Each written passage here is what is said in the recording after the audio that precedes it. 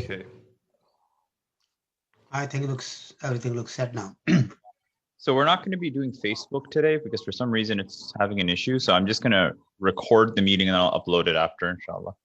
Okay, no problem. शुरू करें? Bismillah. بسم الله الرحمن الرحيم الحمد لله والصلاة والسلام على رسول الله وعلى آله وأصحابه أجمعين أما بعد. Thank you everyone for joining us again. Today we'll be doing Bong 17, 18, and 19 today. And we can inshallah jump right into it. Dr. Saab, if you would bless us with your reading of the Ash'ar. Beautiful. I'll love to do that. Just to tell everybody that we started with Shikwa from Iqbal and then we finished that. Then this is Jawab-e-Shikwa. Now this is the divine response coming. And here at this particular time, from now on, Iqbal is going to use these words that if they are coming from Allah subhanahu wa ta'ala, and he's going to count all the problems that Muslim Ummah had at the time. And then in the last band that we had covered few in the Jawab-e-Shikwa, he had mentioned that that he was acknowledging that we were saying that people are not losing interest in Islam now because they see that they are being mistreated or not being ignored, and Allah subhanahu wa ta'ala has given them up. So now, with that perspective, with that background, these verses.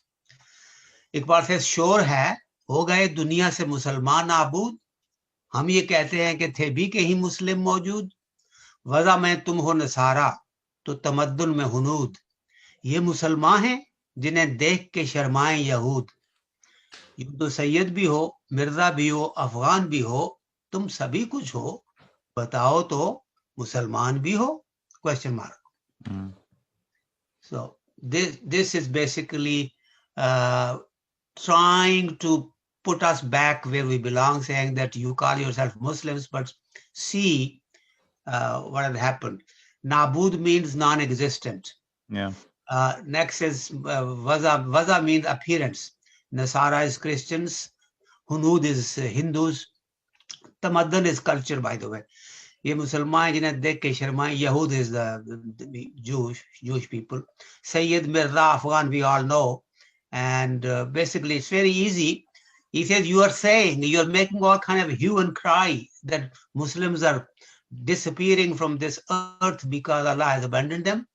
Allah subhanahu wa ta'ala says, what I am saying is, हम ये कहते हैं, what I am saying is, tell me if you were ever present here, कि थे भी कहीं मुस्लिम मौजूद जिनको मुसलमान कहा जाए, वो पिछले 1-2 सदी में क्या थे भी यहाँ?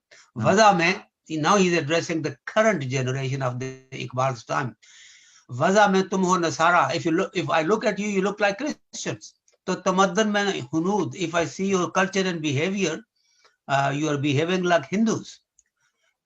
ये मुसलमान हैं जिन्हें देख के शर्माएं यहूद. If these are Muslims, that even Jews would be ashamed of your kind of status. He says, you to Sayyid bhi ho, Mirza bhi ho, Afghan bhi ho. Yes, I believe that you call yourself Sayyid and Mirza and Afghans. You are all these things. Tum sabhi kuch ho. You are all these things. Batao to, tell me, Musalman bhi ho. Are you really Muslims also with that? In other words, your identity into tribes has become much more dominant and much more indicative of who you are rather than Muslims. So you have divided yourself.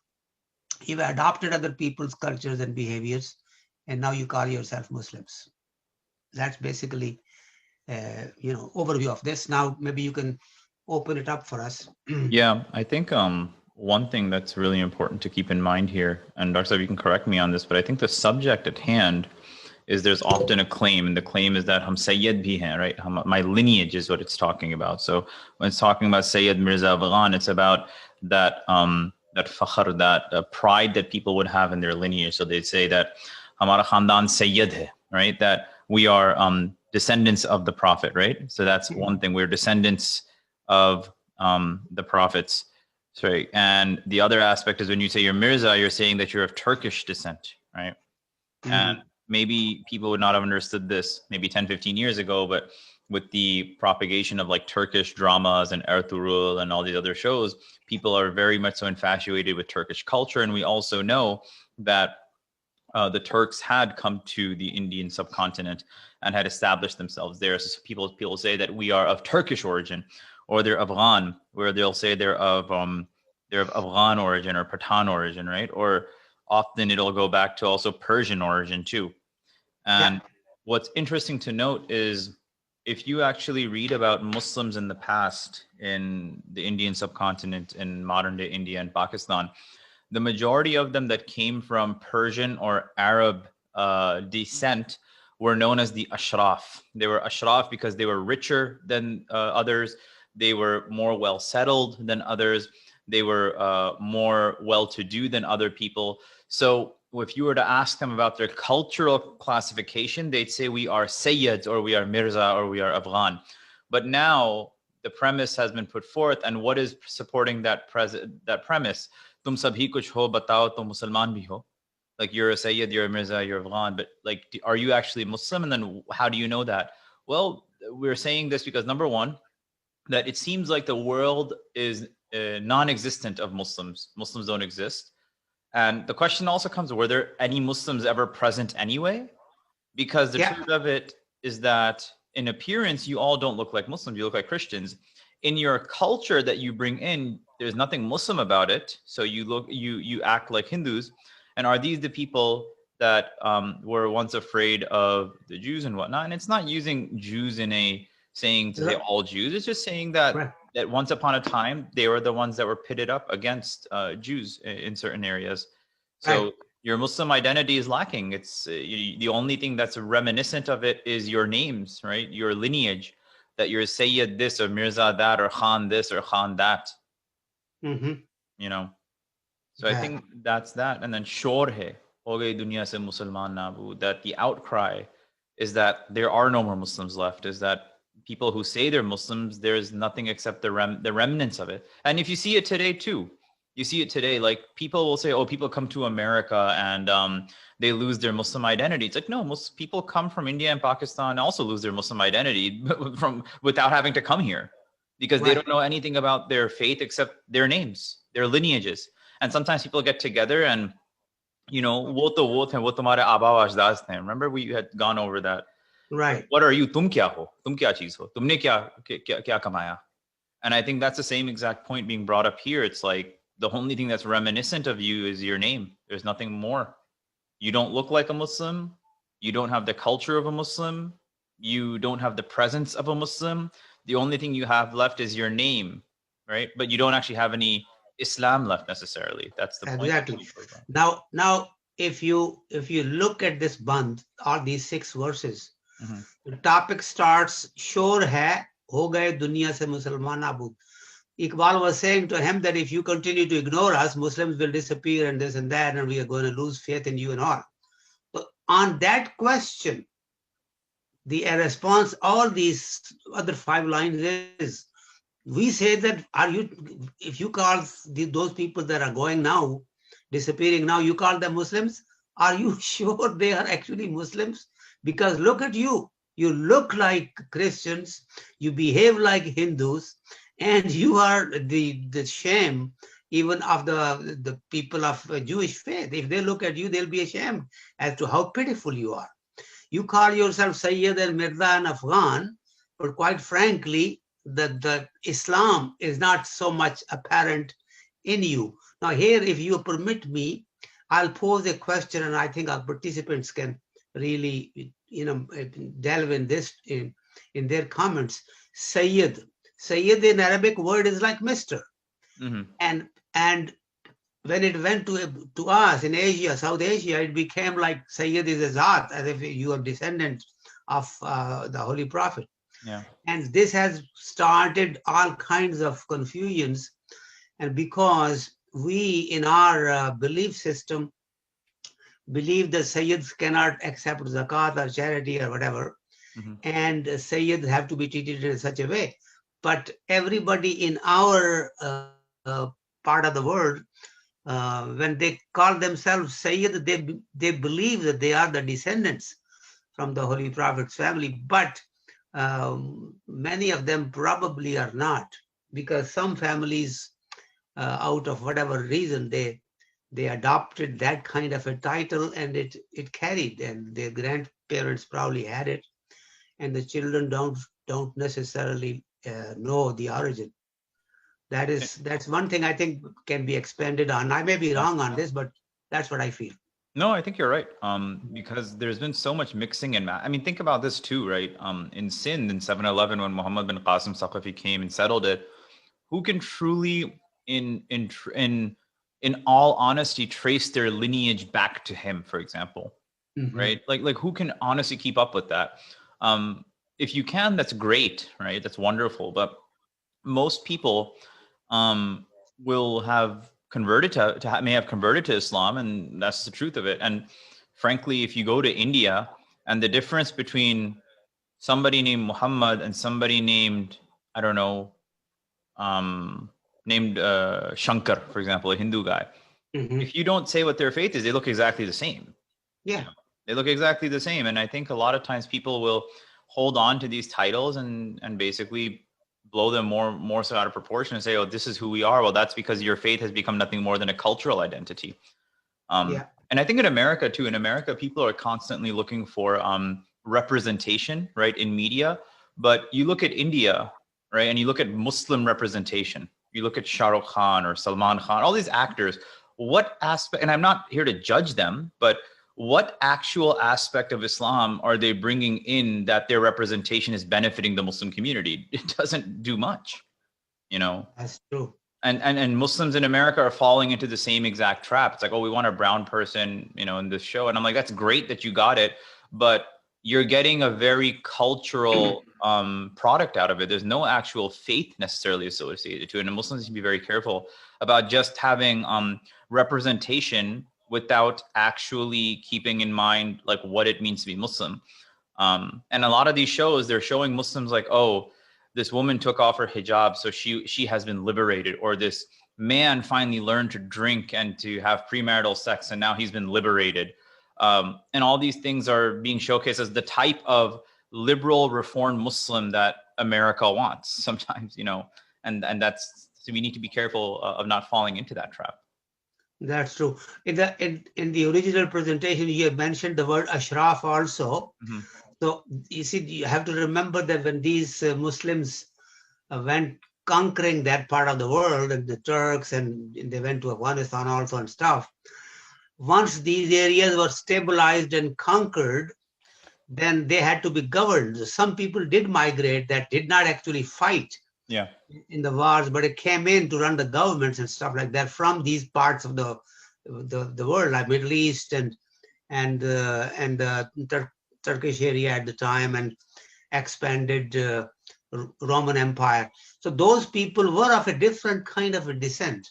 And when they intermarried in Hindustan, or at that time Greater India, some of them obviously were outsiders, and they did not know any of the local languages.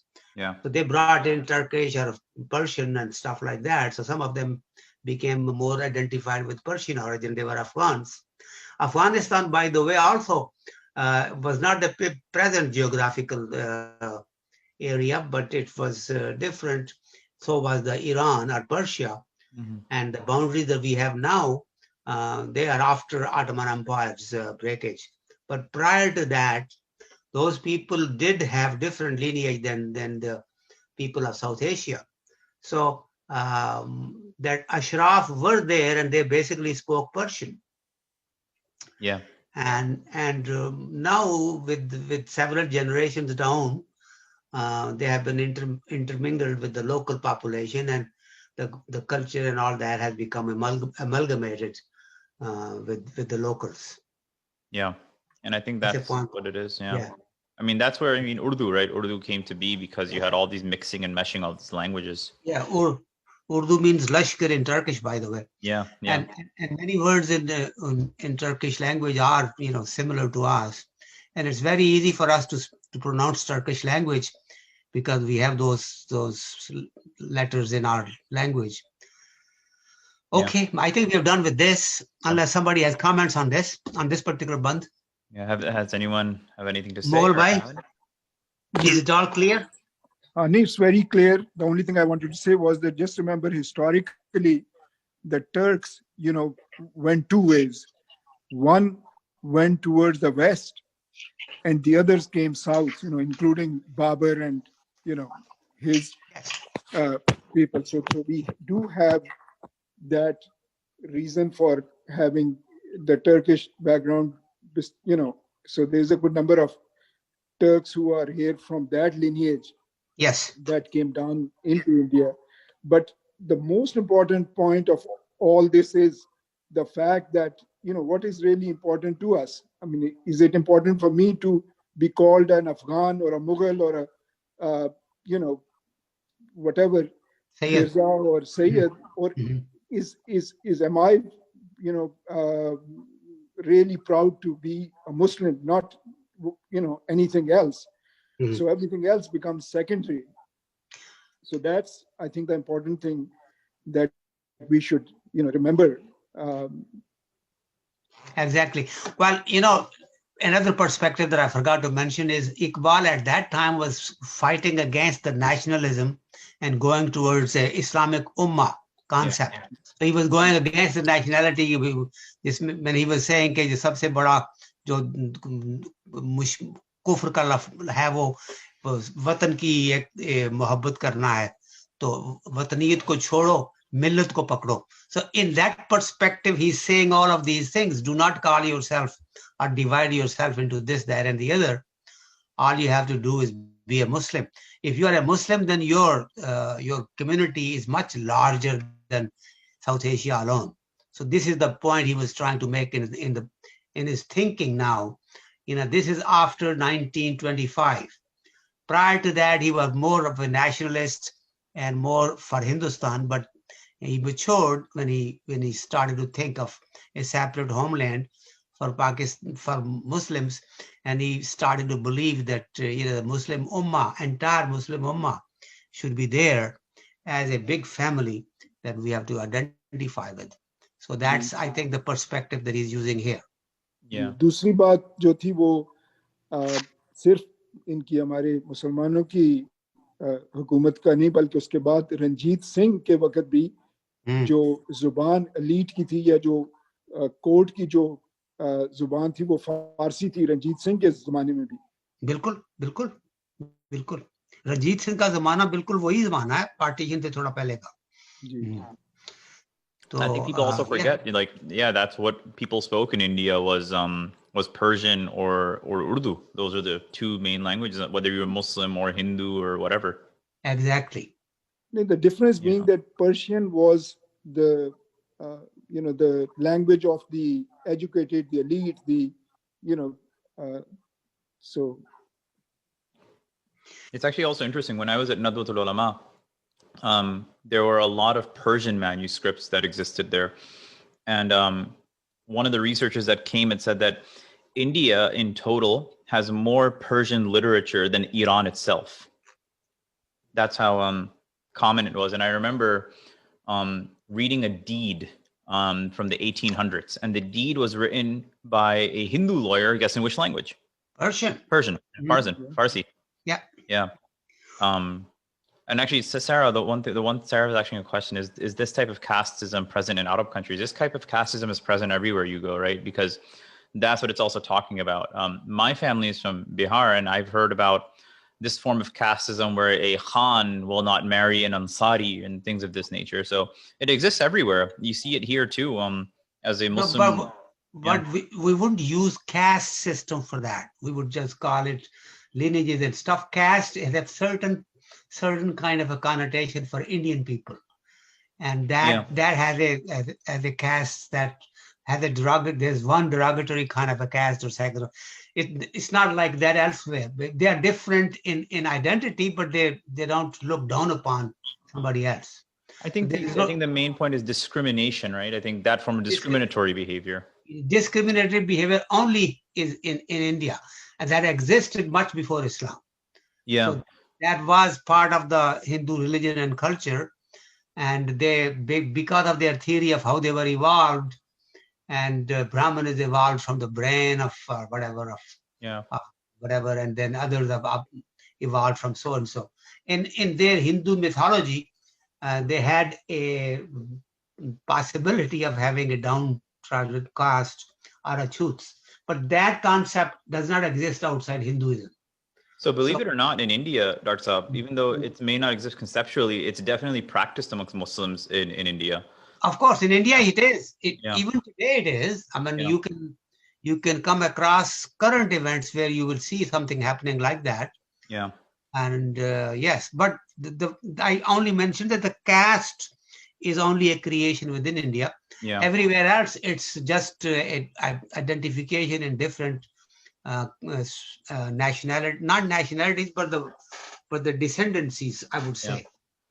I remember something very interesting that happened. So, you all remember 1990. Well, I don't remember it, but in 1990 when Iraq invaded Kuwait, right?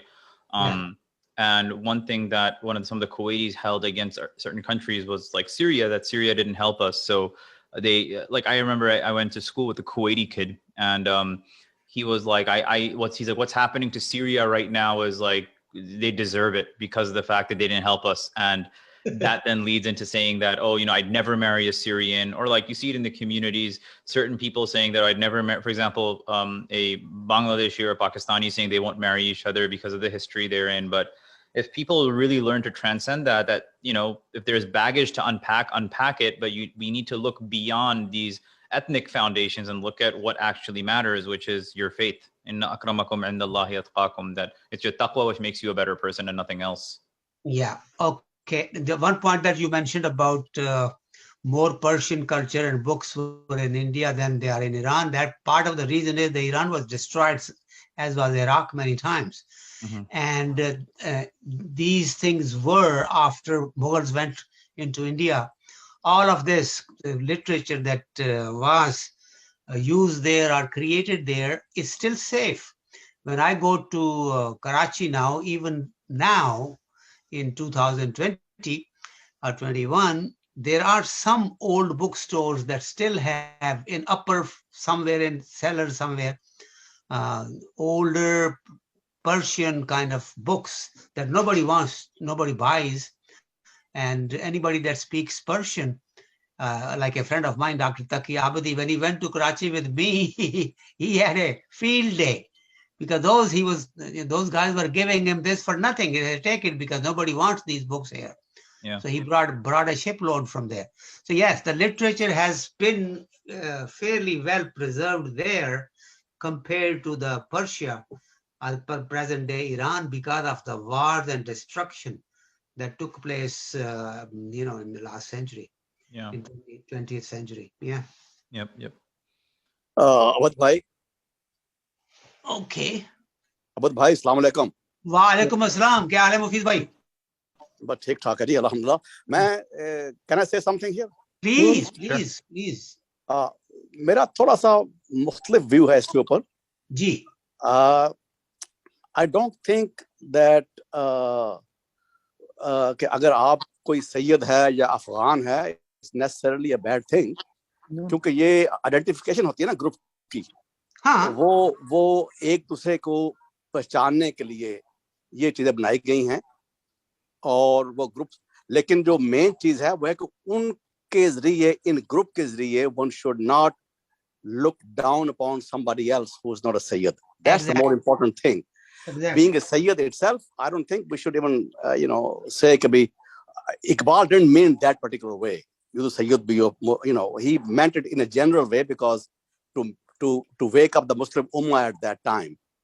But exactly. I don't think it's not bad. If somebody is Sayyid, subhanallah, let him be Sayyid. Yeah. But don't use that to look down upon somebody who's not Sayyid or not Afghan.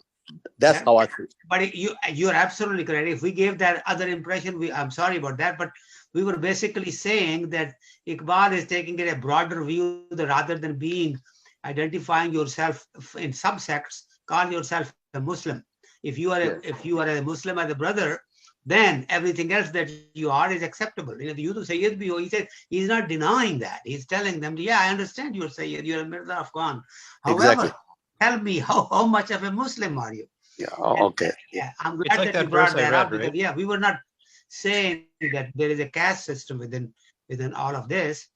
But Iqbal is in a very shrewd way bringing it out, saying that you really have a much better identity as a Muslim if you were to adhere to it, rather than being, split into different kind of identities in a positive way. Yes. Yes, sir. Also keep in mind the time that he was saying these things. Yes, yes. And it's very important to keep that in mind, where the Muslims were at that time, what situation they were in.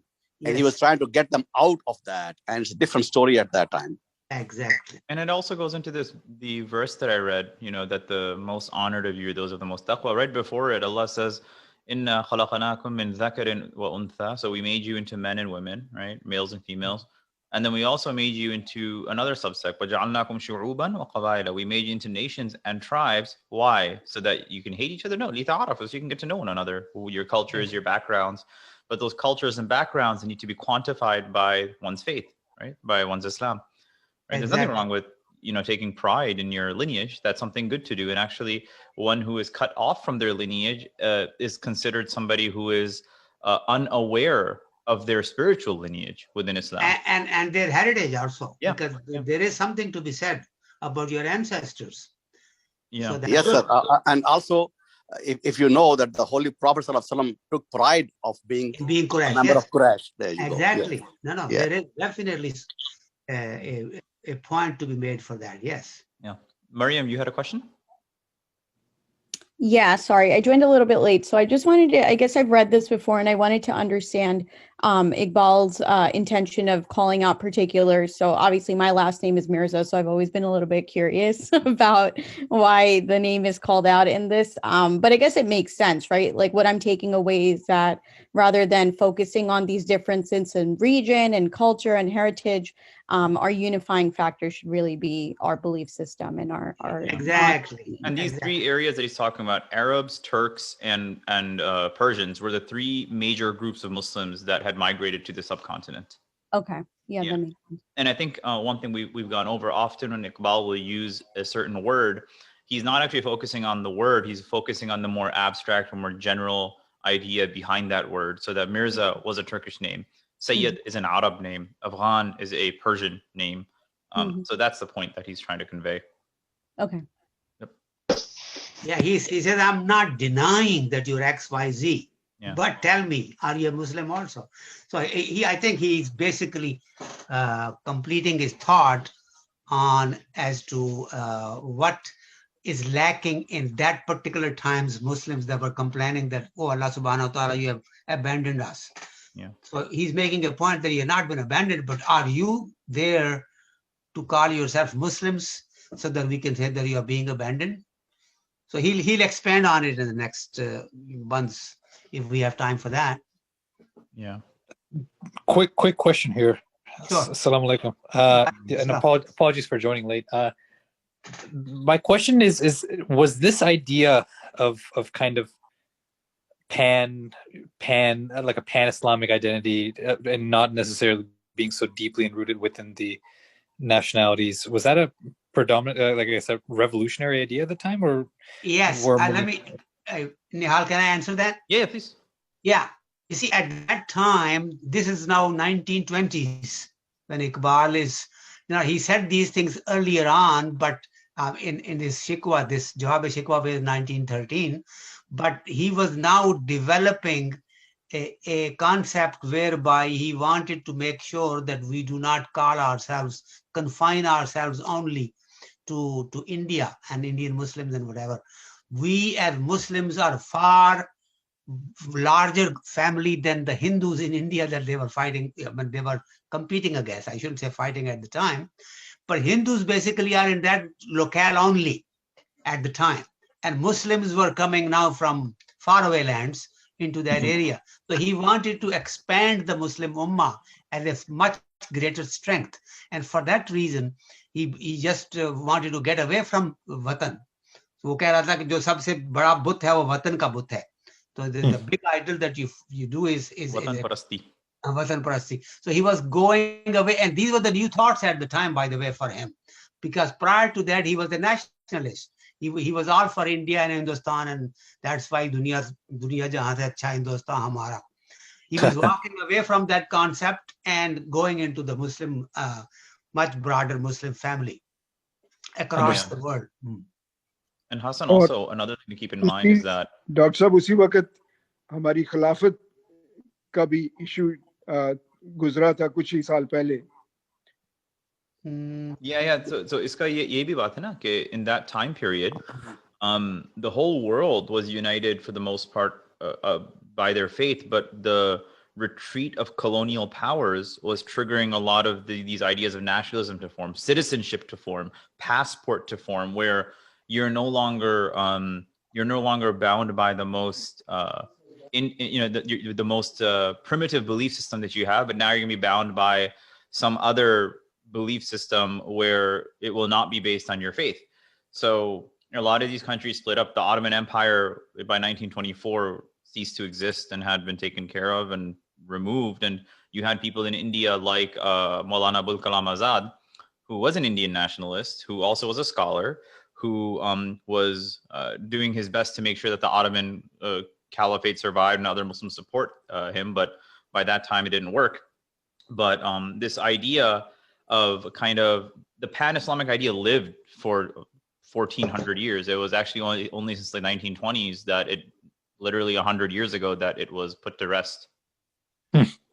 Yep. And that splintering you're saying is from the wounds of colonialism and kind of that fracture that came after it withdrew from the world stage. Yeah, which led into the birth of secularism and also the French Revolution. There were several major episodes that occurred. Like often people always talk about the removing church from state, but it's exactly that. It's about removing church from state, and removing church from state does not represent removing synagogue from state or removing mosque from state.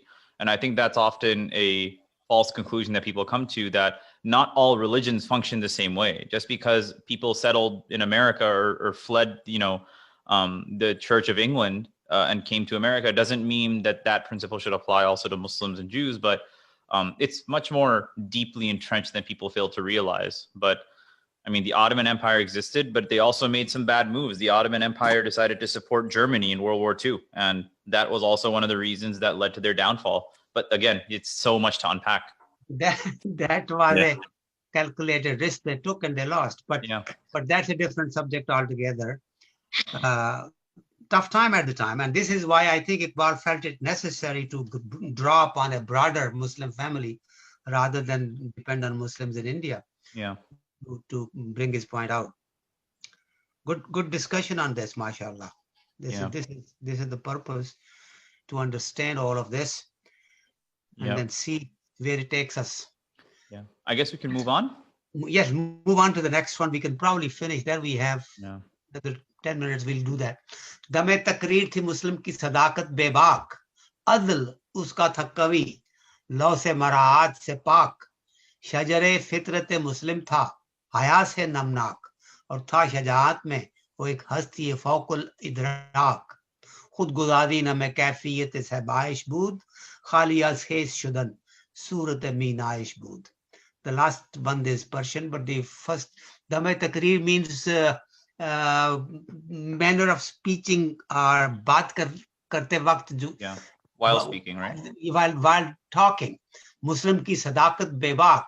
At that time जो मुस्लिम की सच्चाई थी वो बगैर किसी डर के, बगैर किसी और ख्याल के थी. जब सच्ची बात बेझिझक बोल देते थे. Consequence.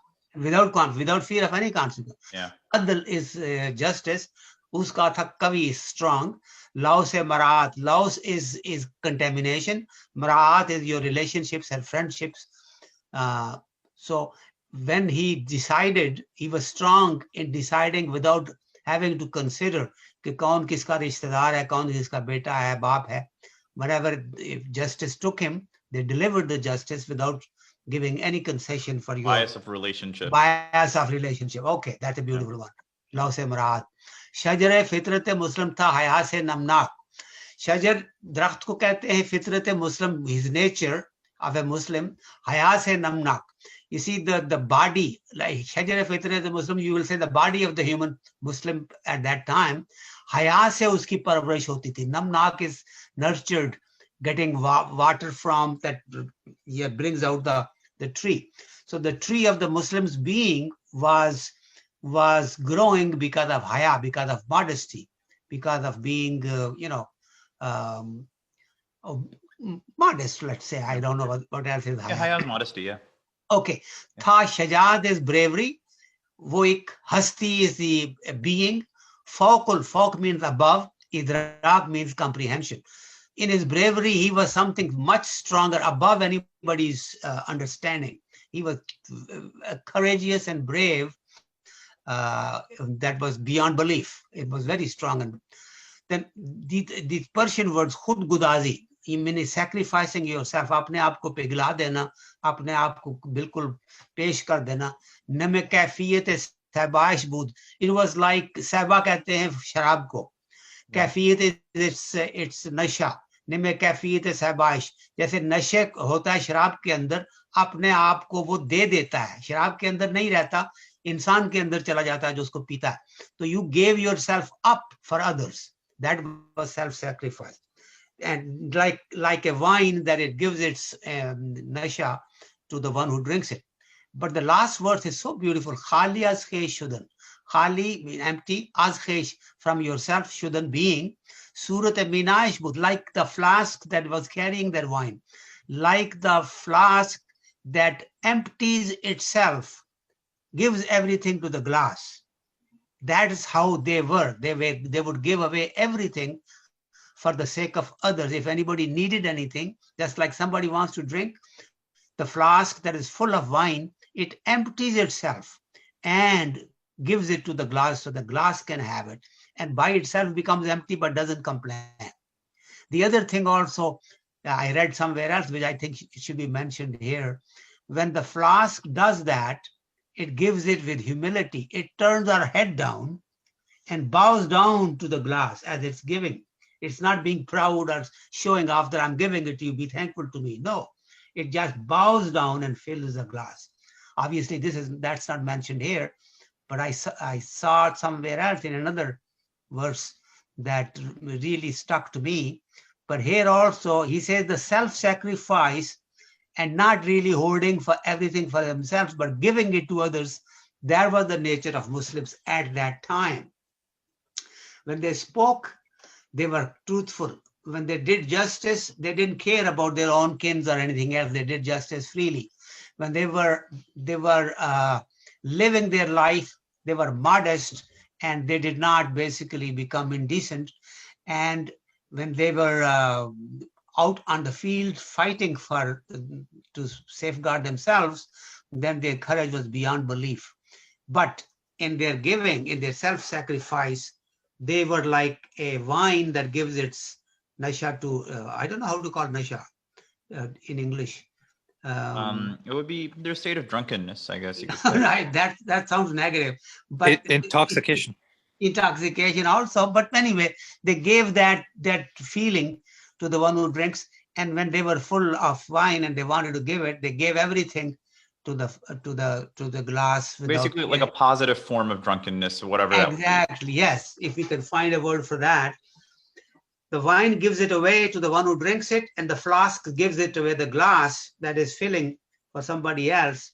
And they did it happily. They did it really willingly, and in a way that they were sacrificing themselves. That's the kind of Muslims that used to be some time ago. But you guys are not that. That's what he was saying. What did we say? Abad Bhai, this is absolutely beautiful.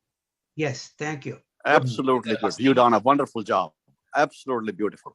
That is exactly what Iqbal has done, not me. But the way you put it, the way you translated it, it's absolutely beautiful. Thank you so much. हमने हस्ती का क्या माना क्या था? Being, existence. Okay. Your being, your personality, your persona, and your identity as a group also. Hasti, it's hast and Budh.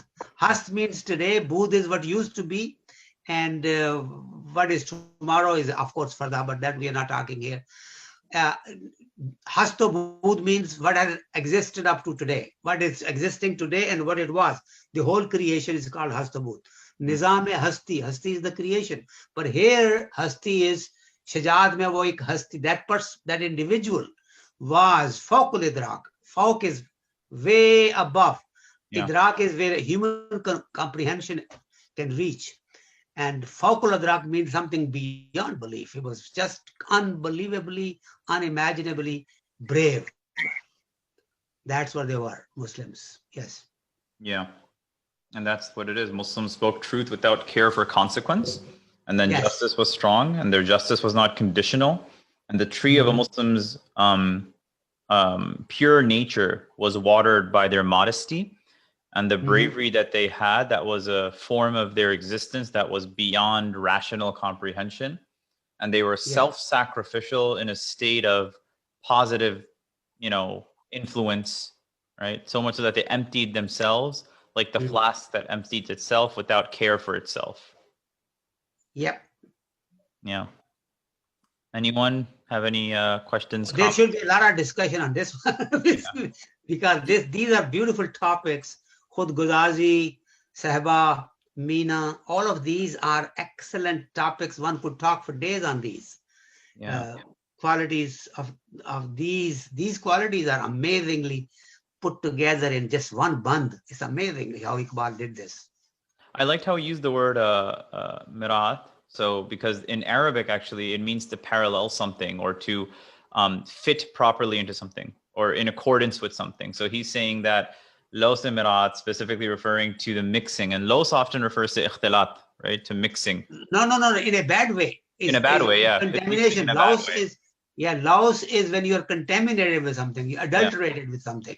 Yes, so contaminated, right? Yeah, not mixing, but being spoiled with contamination of something. That's a loss. Yeah. When you bring in, but he did bad, but you see what happened naturally. Yeah, he did bad. They attacked the capital, but he's a president. What can you do?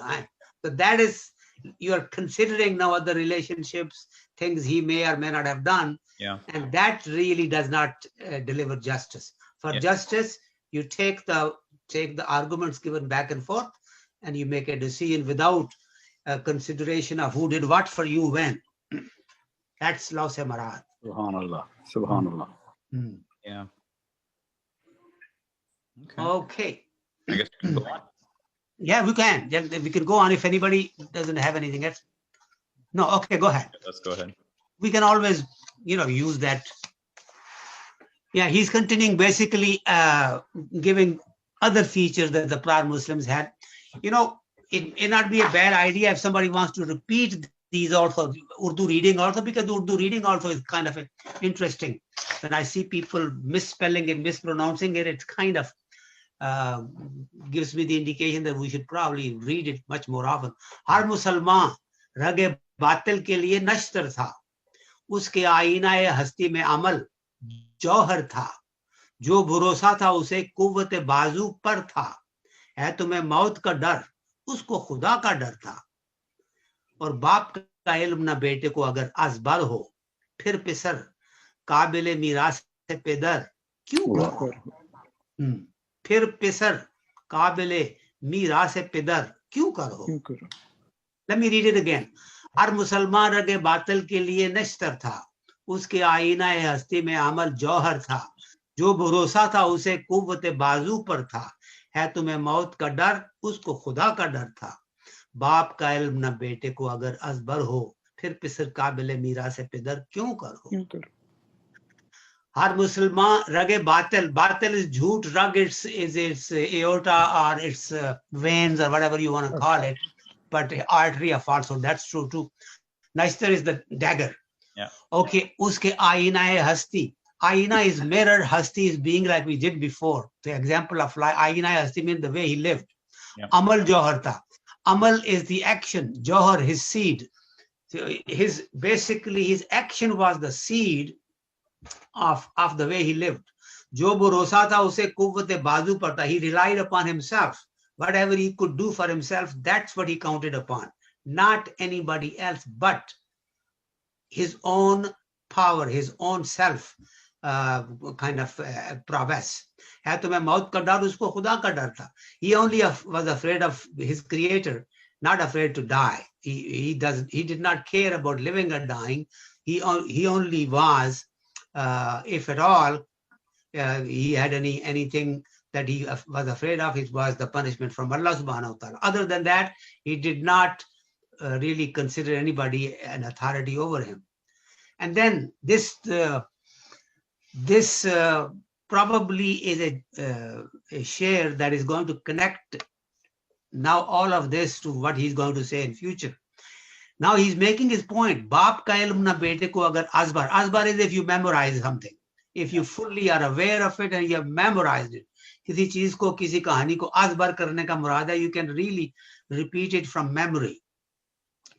So baap, if the father's knowledge, if the son does not really remember it well, if he has not memorized what his father here means ancestors, फिर पिसर is the son or aulad, काबिल मीरास है पिदर, काबिल is eligible to receive heritage of his father. Miras is the heritage. When father dies, whatever he leaves, that's the heritage, inheritance. So why would you consider that son to be eligible to receive the inheritance of a father if he does not know the alphabet or ABC of what his father was all about? If he does not remember the lessons from his father, then what makes you think that that son should be entitled to receive any inheritance from his ancestors or from his fathers? What he's saying is that you people really are very proud of your ancestors, but quite frankly, if you don't even know who they were and what they did and what they taught you, what they were following, and you call yourself the inheritors of your ancestors, think again. Why should we give all those bounties to you if you are not really eligible to receive it? So he makes that point here. Yeah. And I think what I came up with was, if a son is not knowledgeable of his father's teachings, then how can he be entitled to his inheritance? Then knowledgeable is one thing. Yeah. Okay, knowledgeable is just knowing. Yeah. Knowledgeable and believing and practicing, that becomes asbar. Embodied. Asbar is more. You see, a Hindu may read a certain Quranic philosophy or whatever else, so he may know it. But that doesn't mean that he really has taken it into his heart. Yeah. He may not believe it or follow it. So here, asbar is something that tujhe zabani yaad hai. Is this a Persian word, asbar? Yes. Okay. Asbar is a Persian word, but we took it years ago. So it's Urdu word now. Yeah. Urdu language is kind of a concoction of many languages, but many words like Shadbash we call it Shabash now, but that's basically a Persian word. We took away dal from it, but we acquired it. Isi tarah there are Pidar, Pisar, all of these are Persian words. Miras is Persian too, but Asbar is definitely. Yeah. Okay. So here the dagger is cutting the artery of falsehood. And then the example of the... every Muslim was like a dagger. Yeah. That could shatter or that could annihilate the falsehood wherever it saw it. Yeah. He's using a symbolism as the Nashtar and Rag, but basically he's saying that wherever they saw any falsehood, they would destroy it. Yeah. That's the way Muslims were. And the amal that was there, jo unka amal tha, uske aine hasti mein amal johar tha. So their actions were basically the seed that grew up and sprouted to be the example of life therein. No, the seed of their action. Their actions were seed grew out of. Okay, that seed that resulted into their actions. In other words, amal was the main thing in their being, and that was their essence and seed. Action, not just talk. Yeah. Yeah, I'm not sure I'm following this part at all.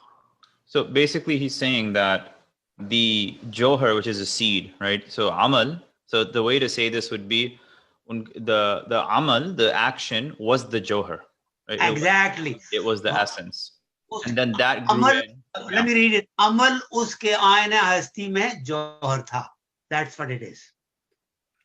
हर मुसलमान बातिल की रग के लिए नश्तर था, उसकी आईनाए हस्ती में जौहर अमल था, उसे जो भरोसा था कुव्वत बाजू पर था, तुम्हें मौत का डर है, उसको खुदा का डर था. This is how you will read it in a simplified Urdu. Yeah. Basically, the actions themselves were the seed.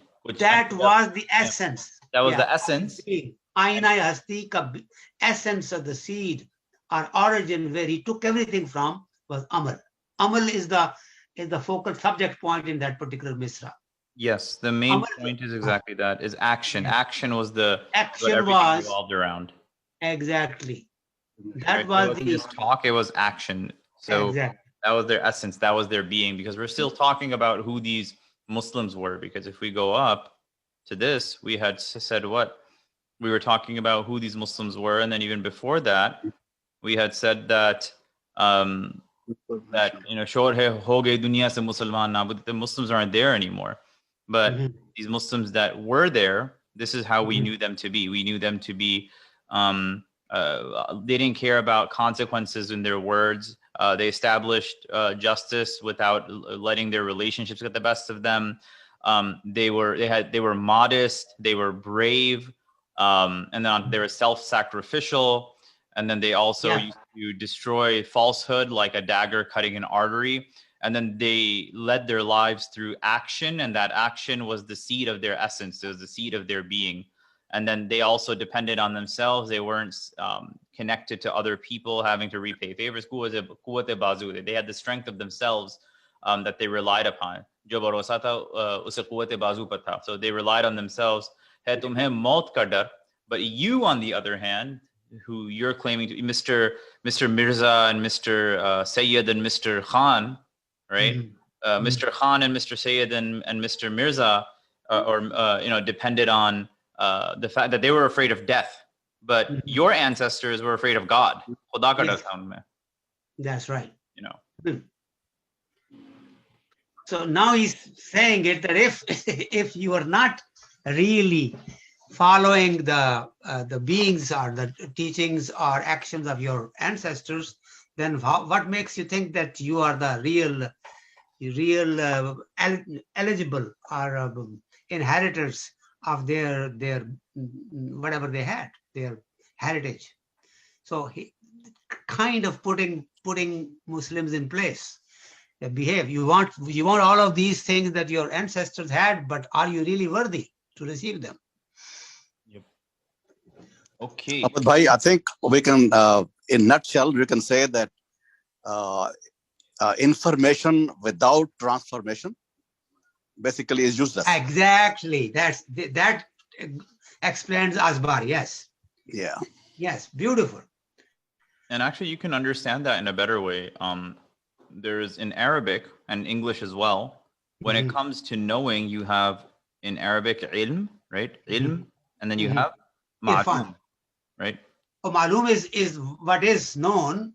Yeah, what is known. But in Arabic, actually, they make this differentiation. So in Arabic, they say ilm is something that leads to action, and then ma'lum is something that is known, but doesn't actually lead to action. That you have regard. But irfan is when you actually know the nature of that being.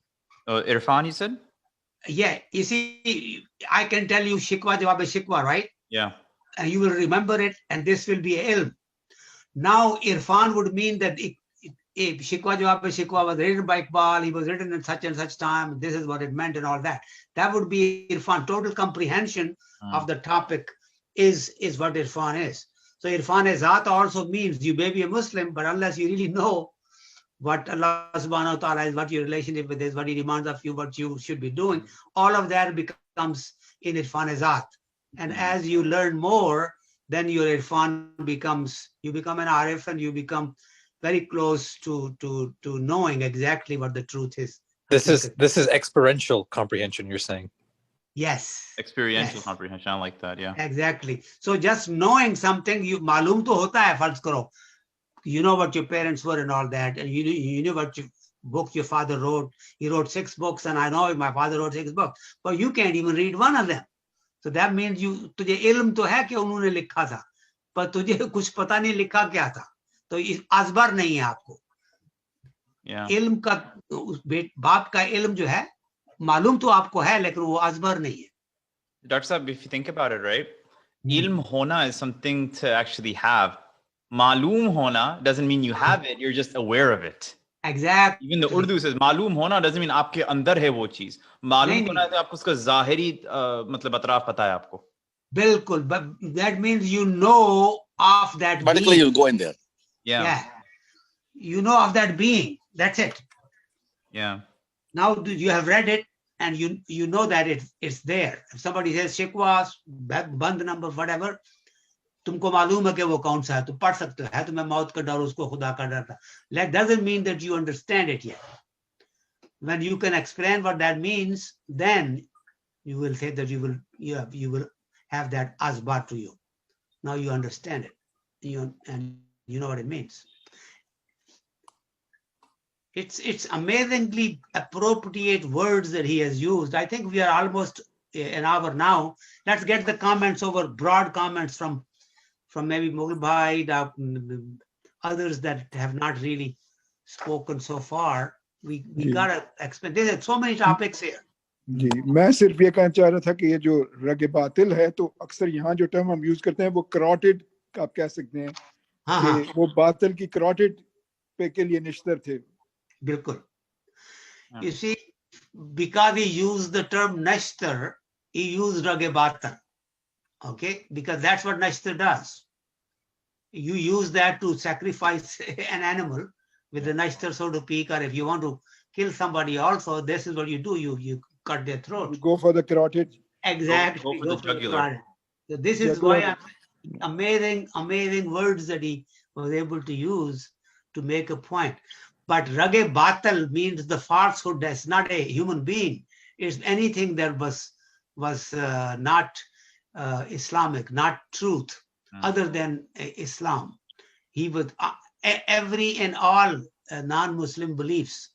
Uske liye Muslims were there to throw a light of Islam on them and prove their point, so to speak.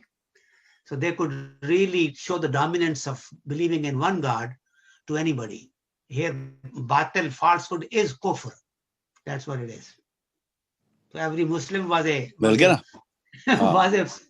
message of death for the non-believers. That's what he's saying.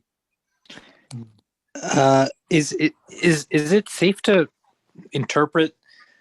And apologies, I really hate that I missed the first series of this, right, when you all read Shikwa, but is it safe to read into some of this as a lament of his times or of what he's seeing around him, or is there a more metaphysical, higher level comprehension? Because as we go through the past few weeks, it seems like there's been a lot of, well, what have you guys done? What do the current day people do, and or what they don't do, and their mistrials and kind of character flaws. It was both. I think you have it right. It was both. At times he was basically talking about the current affairs at the time, but he gives enough generalities also that what Muslims should be. So he's basically making it to a teaching points overall to cover the subjects, basically. Makes sense. Yeah, you have to be truthful, you have to be just, you have to be brave, and you have to depend on Allah subhanahu wa ta'ala and not be afraid of anybody else. To say all of that, he used this word, these 4 lines. So you have to fight the falsehood wherever you see it, and you have to be fairly active, and you have to depend on yourself, and don't be afraid of dying. Just be fearful of Allah subhanahu wa ta'ala. And remember that you have to really be worthy of receiving your inheritance from your ancestors and do what they used to do and remember who they were and lessons that they have left for you. Memorize them and act upon them. Yeah. Makes sense. Yeah. I was surprised how much we ended up spending, how much time we spent on this, but I think. No, I think it was worthwhile. Yeah, no, it was very good. It was very good. I thought we were going to get through this one very quickly. We could have done that, but 1 hour is, all the time we have. There's a lot to unpack. So much to unpack. Yeah. No, but quite frankly, even if you take one band, if you were to go to a university and you want to talk about Iqbal and Shikwa, take any band. Yeah. And then you can expand on it and basically give messages, basically the same about what Islam used to be, what it had become, why the downfall, and what you should do to really get back your power and strength and self-reliance again. That is the whole entire message in Shikwa. But he has really put it together in such beautiful ways with examples and parables and stuff that is amazing. Yeah. And the Persian used is not that difficult, although at that time he was very much into Persian. But he wrote the Shikwa when in Bangedra that came at a time when his majority of his creation was in Persian language. He did this basically for Muslim gatherings, the Muslim League's gatherings for Jalsa. He would do that on a request in a rush. So it later on became part of his book, but he did that topically to cover a particular event, so to speak.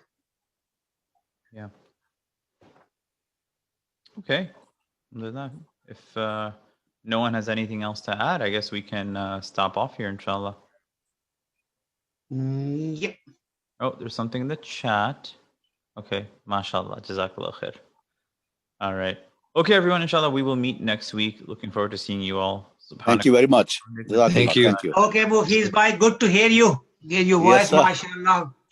We'll meet next week. Then inshallah, see you next time. I always enjoy this. Thank you.